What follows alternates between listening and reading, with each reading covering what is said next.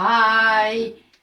Wow, I haven't sat in this chair in what feels like forever. It's been a few weeks anyway, and you might see me shuffling a bit more than usual on the chair because I'm still trying to kind of get comfortable sitting down. So anyway, I'm really happy that I'm going to manage to get some videos out to you before Christmas. And let's start with today's case. But before we do that, the word in Romanian, or should I say maybe the phrase or whatever, is nebunie curată. Nebunie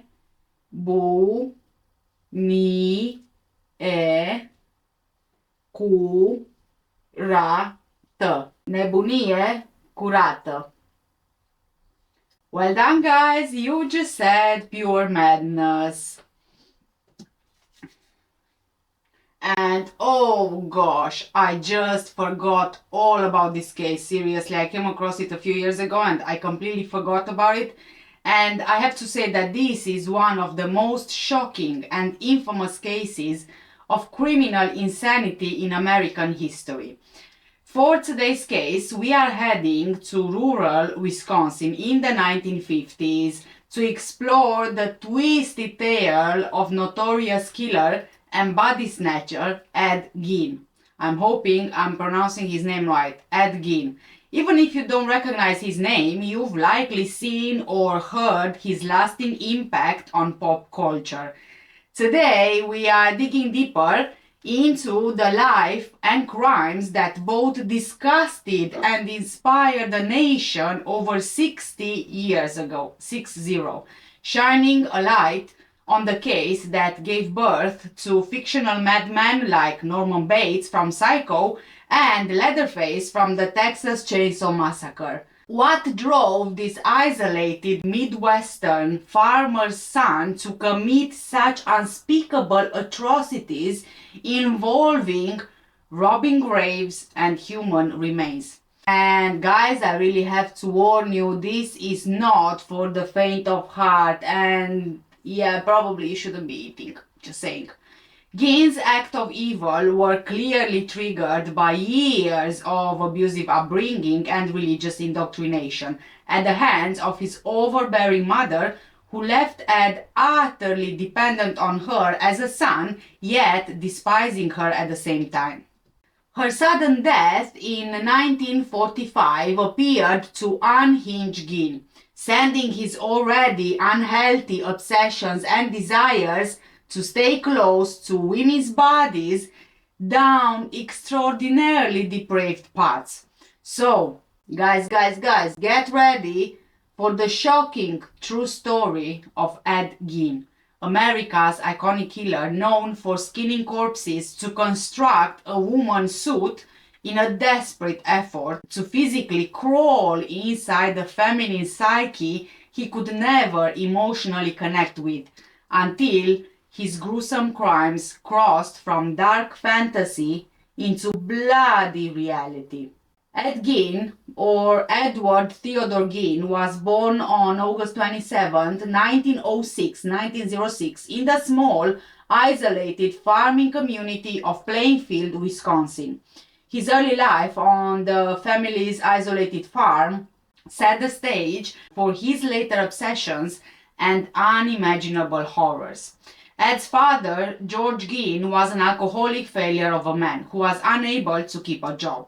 His mother, Augusta Gein, was an intense religious fanatic who preached to her boys about the innate immorality of the world, convincing them that all women, except herself of course, were instruments of the devil. Women were prostitutes, the world was evil, and drinking and immorality were more instruments of the devil. Augusta, she actually aimed to raise her sons as girls to prevent them from becoming sinners like their father. She abused them psychologically, tormenting them about fictional sex acts and belittling them over their strengths and weaknesses. Their 160 acres farm soon fell into disrepair, becoming essentially self-sufficient with the pigs they raised and the vegetables they grew. Augusta hated her husband, who was unable to keep a job. He worked various times as a carpenter, tanner, and insurance salesman. George actually at some point owned a local grocery shop for a couple of years, but he sold the business and the family left the city to live in isolation on the farm. Augusta took advantage of the farm's isolation by turning away outsiders who could have influenced her sons. Ed Gein left the farm only to attend school. Ed's teachers and classmates at his elementary school remembered him being shy but with a strange behavior. He would sometimes just burst out in fits of laughter, apparently talking to himself. However, the school actually blamed his own mother for Ed's behavior. She would always punish him for making new friends. She was very controlling, and because of it, Ed had a lonely childhood. His mother, apart from punishing Ed for his, wannabe social life, she would confine Ed and Henry, his brother, to their farm. More often than not, his mother would read them from the Bible. Ed especially became the main target of his mother's wrath and fanatical religious beliefs. In his isolation from normal society, he developed an intense love-hate relationship with his overbearing mother, being utterly dependent on her, yet despising her stern contempt at the same time. He also had a bizarre transvestite fetish, which Augusta oddly allowed yet punished, as Ed was feeling pleasure in putting on female body garments, yet he was denounced by his mother for his indecent behavior. This left Ed really confused about women, morality, and his own sexuality in the tense atmosphere of his childhood on the Gein farm. On April the 1st, 1940, Ed's father George died of heart failure caused by his alcoholism, aged 66 years old.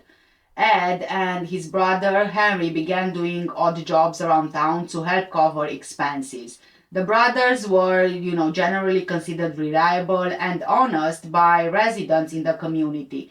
While both of them worked as handymen, Ed also frequently babysat for neighbors. He just enjoyed babysitting, seeming to relate more easily to children than to adults. Henry began dating a divorced woman, a mother of two, and he actually planned to move in with her. He worried about his brother's attachment to their mother and often spoke mean of her around Ed, who responded with shock and hurt. His already unstable mindset, molded by his mother's vicious abuse and religious psychosis, tragedy further knocked young Ed down when his beloved brother Henry was found dead in mysterious circumstances on their farm in 1944. When Ed was 38 years old, Henry and himself, they were working in the fields on their farm, burning away marsh vegetation, which was very common. But the fire got out of hand and the fire department had to be called. After the firefighters deal with the problem and they leave, Ed reports his brother Henry as missing. On the same night, his body is found face down in the marsh, dead from asphyxiation, and even though at first the fire is blamed for his death, the police later on find out that Henry was dead way before the fire broke out, and he also had bruises on his head. At this point, authorities suspect Ed of killing his brother. However, without having enough evidence to prove it, they have to accept his death as an accident. Later, investigators would claim there was no doubt that Ed was Henry's killer, but the local coroner officially ruled Henry's death to be accidental and not murder. The exact circumstances surrounding Henry Gein's death on their remote farm would never be fully determined. Henry's body was recovered to prepare for burial when Ed made the unsettling comment to the funeral director, "I will have to get by the best I can now." It kind of foreshadowed the obsession with death and getting by that would soon overtake Ed's increasingly disturbed psyche. This video is sponsored by Cat.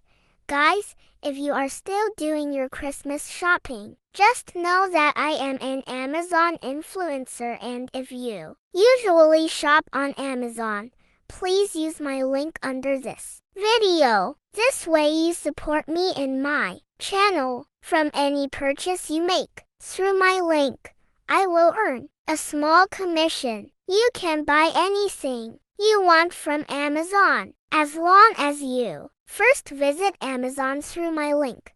I will earn a tiny commission from your order at no extra cost to you. Thank you guys and happy shopping.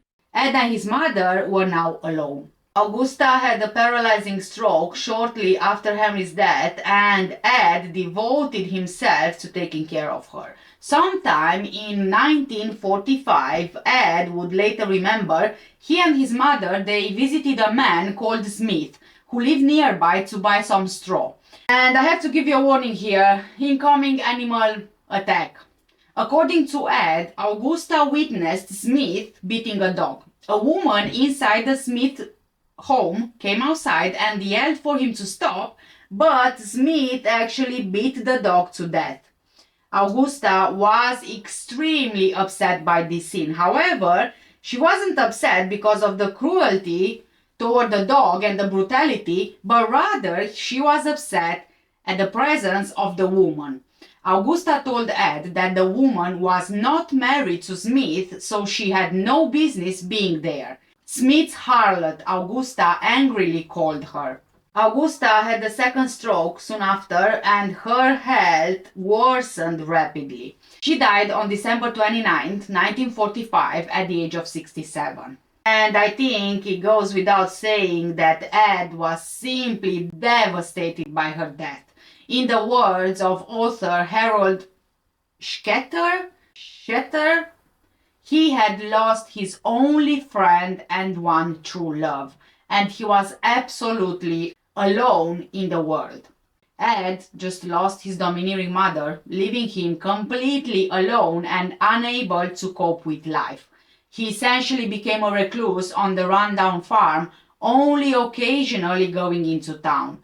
With no one left to attack his peculiar behavior or his sexual proclivities, Ed began to more openly explore his suppressed obsessions. After Henry's death and his mother's death, Ed becomes mentally unstable. However, he actually begins studying anatomy. He renovates the farmhouse, but not as you might think, oh no. Rather than turning it into a useful home for one, right, as you would expect, instead, he's boarding every single room used by his mother, and he moves into a single bedroom just off of the kitchen. So, he's basically securing and preserving all the rooms that his mother used, and he makes himself live in a tiny room.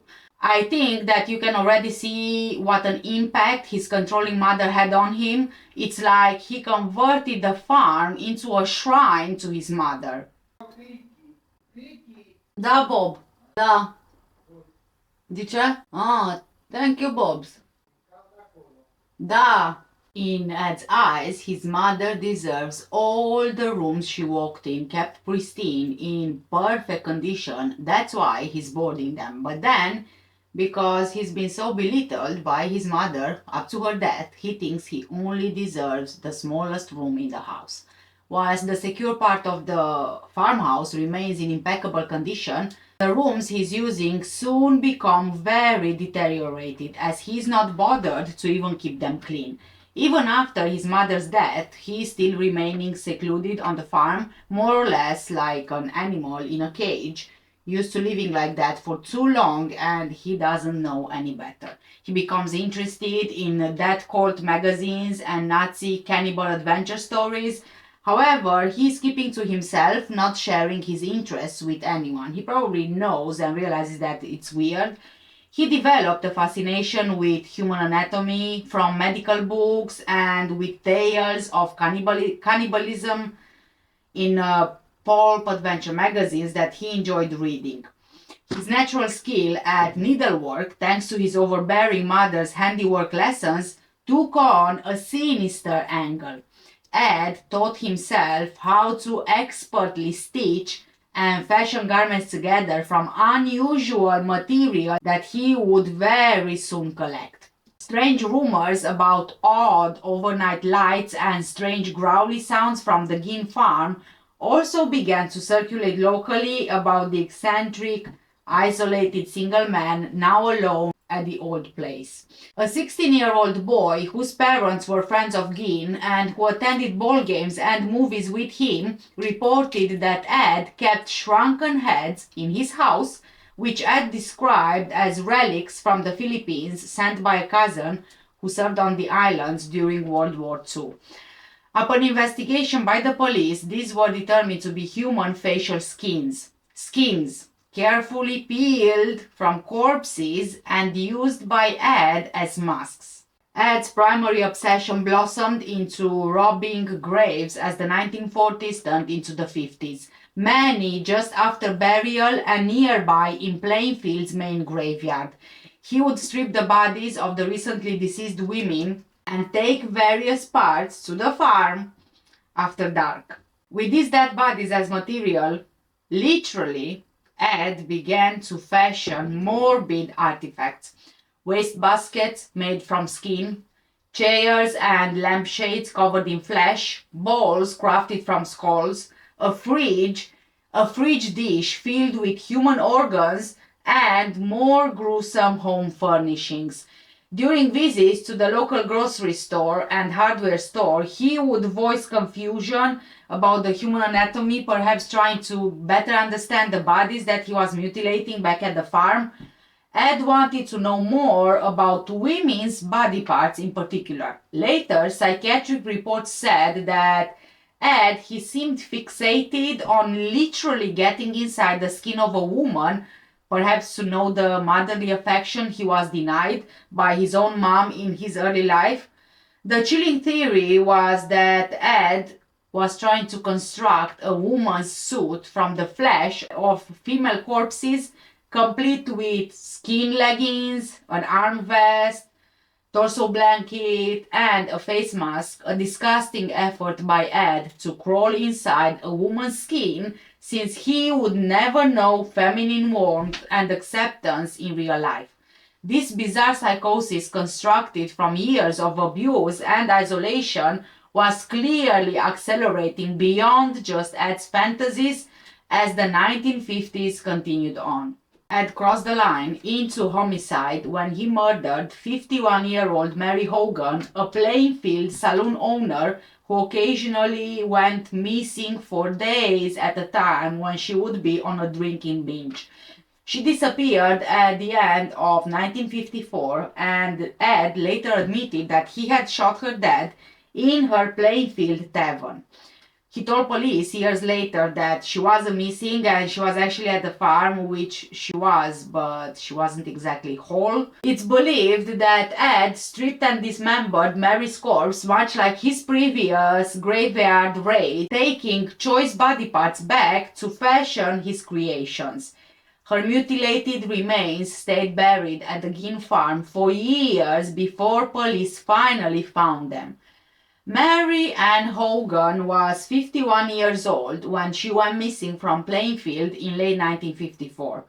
Mary, she never married and she never had any children. She was the owner of Mary's Tavern on Main Street in Plainfield Village, which she ran successfully for over 20 years. Patrons said that she could drink almost any of them under the table. Mary grew up on a farm near Plainfield as one of 5 children. Described as coming from a good Catholic family, she did well in school and was by all accounts friendly, if maybe a bit guarded as an adult. She was very close with her 4 brothers over the years, as well as several nieces and nephews. They were completely devastated when Mary first went missing that December and she never turned up. Friends would recall Mary as outgoing and very well liked by her tavern's customers through the years. She would often lend a listening ear as a confidant, but shared little about her own private affairs. Mary lived alone for several years in a small rental house not far from the tavern. Locals presumed that she lost a sweetheart somewhere along the way in life to have remained unmarried. But Mary, she wouldn't be Ed's only victim. No, no, she wouldn't. In the fall of 1957, everyone in the community was participating in the big opening weekend of deer hunting season. On Friday, November 15 at closing time, 59-year-old Bernice Warden began preparing to close up her small hardware store on Main Street in Plainfield. Ed Gein entered and he casually browsed the shelves as the last customer. A receipt later revealed that he bought some antifreeze. Bernice likely recognized Ed since he had been in the store several times before, raising eyebrows by always buying weird things such as female hair netting and underwear. Bernice told the store's bookkeeper, that she would reopen the store in the morning despite the deer hunting season because Gein said that he would be back for a gallon of antifreeze. That was the last time that Bernice Warden was seen alive. Bernice would always prepare breakfast for the hunters back at her store, so the next morning when the store reopened late, the entire community was in a panic. Frank, her son, entered the store to look for his mom and he noticed the cash register open and bloodstains on the floor. Frank was also a sheriff. The investigators interviewed Frank and found out that Ed was at the store just the previous night and said he would return in the morning for antifreeze. He suspected Ed because he was always the odd one. The last sale made by Bernice was indeed the antifreeze. Bernice Warden, who was born in 1898, was 59 years old when she was murdered by Gein in Plainfield, Wisconsin in November 1957. She had been a widow for 8 years. Bernice, she grew up as the only child of a prominent local family which ran the successful Plainfield hardware store, which she later inherited. Locals described her as hardy farm stock. She married Frank Warden in 1920 and they had one son, Frank Warden Jr. Her son began working in the family hardware business from a young age. Bernice was known to be an outgoing, cheerful woman who worked hard as co-owner of the hardware store for over 30 years alongside her son. Customers liked her down-to-earth and welcoming personality. She lived with her son Frank Jr. and his family on a farmstead just outside Plainfield, where she helped raise her only grandchild. Family was everything to her. Bernice was considered an upstanding community member who volunteered in various civic organizations like her church's Ladies' Aid Society and the local Parent-Teacher Association. Hunters were frequent fall customers that Bernice relied on financially for her store. Gein cleverly waited until the first day of deer season, when most men were in the woods hunting, to carry out his sinister plan. So, after Bernice was nowhere to be seen, investigators headed to Ed's farm. They arrested him and they started searching the property. Oh gosh. At Ed's farm, Frank and the sheriff uncovered horrors beyond belief in what became one of the world's most infamous crime scenes. First, they noticed a group of human skulls nailed to the posts on a bed's headboard. In Ed's summer kitchen, Bernice's headless, gutted body was hanging upside down by its wrists, decapitated accurately just like hunted game. Her bloody organs were in a burlap sack and her heart was later discovered in a kettle on the stove. As the stunned search party further explored the farmhouse of horrors, they came across Ed Gein's gory collections of clothing and furniture artifacts. An armchair dressed in stretched human flesh, lampshades covered in tattooed skin, skulls made into soup bowls, a drum fashioned from skin and organs, 9 death masks crafted from real female faces, leggings made from skin sewn together, a fridge full of genitalia, which was evidence of his bizarre surgeries and dismemberments. Ed Gein's farmhouse is filled with human body parts. Countless human bones, whole and fragmented, skulls impaled on his bedposts, bowls and kitchen utensils made out of skulls, organs in the fridge. There were even household items made out of human skin. Even chairs were upholstered with human skin, wastebasket made of skin, leggings made out of human leg skin, masks made from faces, even a belt made of nipples. A pair of lips was found used as curtains drawstring, a corset made of a female torso, even lampshades made of human face. Along with all of these skin items, police also found dismembered body parts, including fingernails, 4 noses, and genitals of 9 different women. Can you just imagine? Oh my god. When questioned after being taken into custody, Ed openly admitted to killing Bernice after he couldn't resist having a conversation with a real live woman, so much like his own domineering mother. Ed had shot Bernice dead at her store with his own rifle. He then dragged the body out back and he returned after dark to begin one of his body dismemberments for his arts and crafts collection. He also admitted to killing Mary Hogan 3 years before, after she once disciplined him in her salon just like his own mother. Both women were surrogate maternal figures that triggered Ed's built-up rage, which he directed back on them. Ed willingly showed authorities the burial sites of his victims out on the farm's land, including Bernice's organs discarded outside, her bloody clothes burnt in the incinerator, and Mary Hogan's head, which he had buried years before. He also said how exciting it felt to rob the fresh graves under the cover of night for his craft works. 9 of his gravesite raid victims were actually never identified by name. Declared mentally incompetent and unfit to stand trial, Ed Gein lived out over 30 more years confined in Wisconsin hospitals for the criminally insane. He was diagnosed as a sexual psychopath, yet also fully aware of the criminal atrocities he committed. Further medical assessments claimed that he suffered from schizophrenia and a sexual identity disorder due to his overbearing mother's abuse. In 1968, Gein petitioned to the courts for a reconsideration of his mental state conviction, but the bid was rejected after follow-up mental health examinations again found him legally insane with criminal tendencies, a state assessment that would remain unchanged for the rest of Ed's life. He quietly faded from the headlines, though his shocking crimes continued to hold a morbid fascination whenever serial killers and famous murders were discussed. Occasionally interviewed for his take on copycat killers like Norman Bates from Psycho and Leatherface from the Texas Chain Saw Massacre, Gein voiced surprise that he inspired such mythical Hollywood monsters.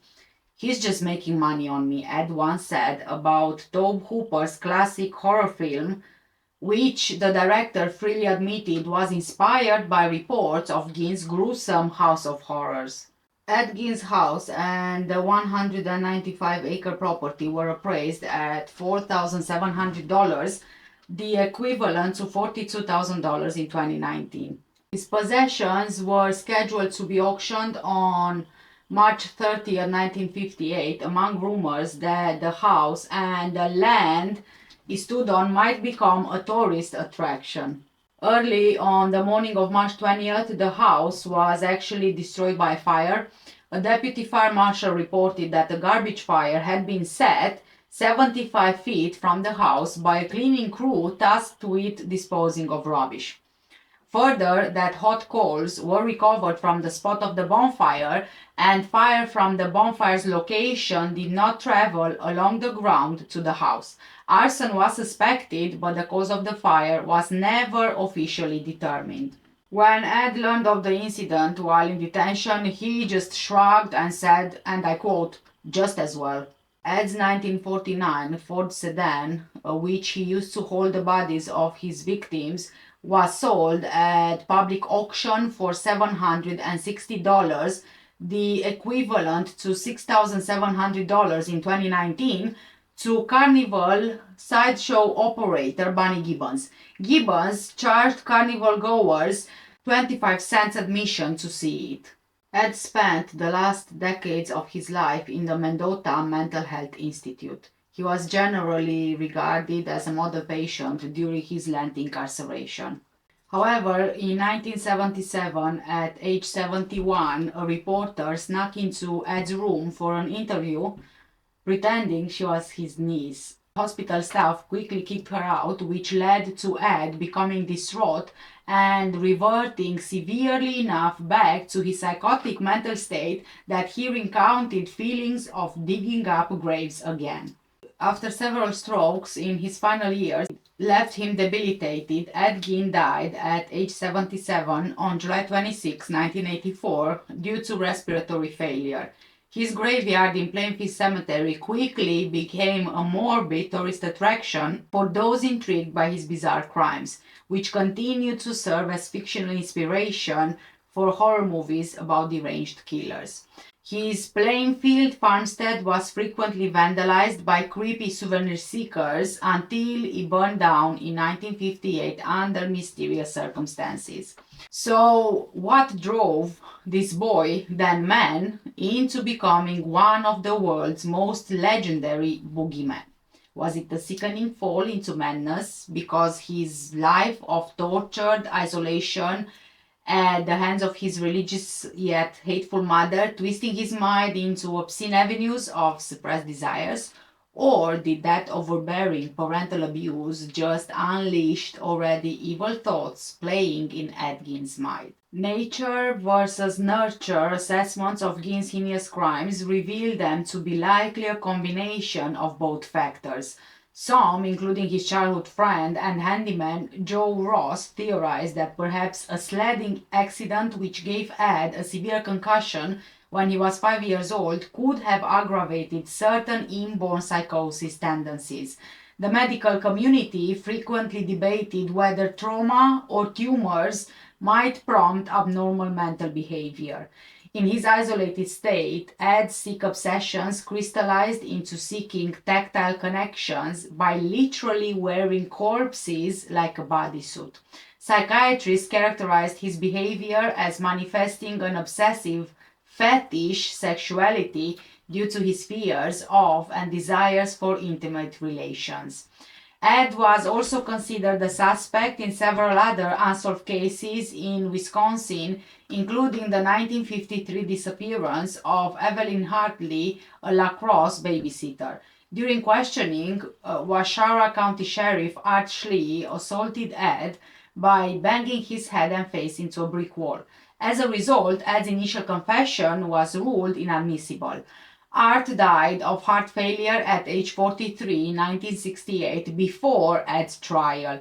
Many who knew Art said that he was traumatized by the horror of Ed's crimes, and this, along with the fear of having to testify, especially about assaulting Ed, caused his death. One of his friends said, and I quote, "He was a victim of Ed Gein as surely as if he had butchered him," end of quote. Ed Gein told police he made at least 40 trips to 3 local graveyards to exhume bodies, but he was claiming he's done it in a trance-like state. Apart from talking about his methods, Ed also revealed the reasons behind this. He told authorities that as soon as his mother passed away, he was constantly trying to create a woman's suit, so he literally becomes his mother and crawl into her skin. Now, this I find really disturbing. However, there are also some underlying issues here, big time, in my opinion. Remember that for most of his life, he was controlled by his mother. Now, by the point that his mother dies, he's already an adult, grown, and shaped the way that his mother wanted him. He doesn't really know any different. All he knows is women are prostitutes and drinking is an instrument of the devil. he grows up fully controlled by his mother. He's now suddenly without her. He's not controlled anymore. He escapes his cage. However, his whole life, he only knows how to be controlled. You get what I mean? So, in all his insanity, he still sees his mother as a good person, and he's kind of trying to impersonate her because he doesn't know how to live on his own. There is this, image that I get in my head, and I think exhuming all of those bodies, he was somehow trying to find the matching parts with his mom. He was trying to put together the body sleeve which would resemble his own mother. Maybe he wanted to be her because he didn't know how to be himself. Anyway, all of this doesn't in the slightest excuse the horrendous things that he's done, the desecration of the bodies he exhumed and dismembered, and the victims that he killed, and turning them into all of these awful creations is just on another level. Yeah, and I think I said enough for today's video. Please guys, do let me know what do you think in the comment section down below. For now, take care, stay safe, and I'll see you in the next one. Bye.